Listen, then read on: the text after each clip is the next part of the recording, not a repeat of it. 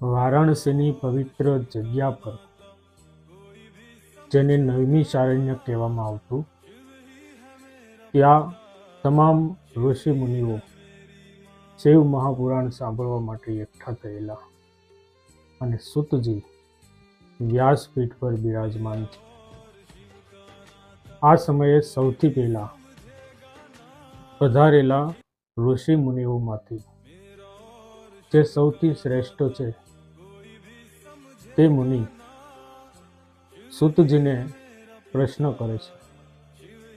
શૌનક મુનિ એનું નામ છે.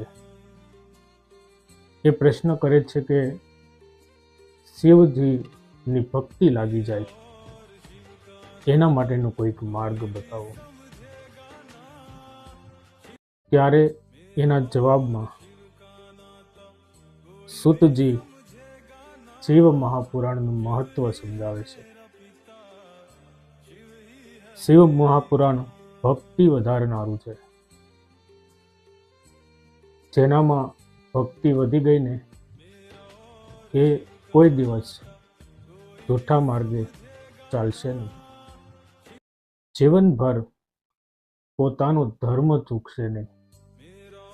પછી એ વિષય ગમે તે હોય, અને જે ભક્તિ માર્ગને પકડીને ચાલે છે એનું ઈચ્છિત ફળ એને હંમેશા મળતું રહેશે. પછી શિવ મહાપુરાણ સંતોષ આપનાર છે, પાપનો નાશ કરે છે. જીવનમાં જાણતા અજાણતા પાપ તો અનેક થઈ ગયા હોય છે.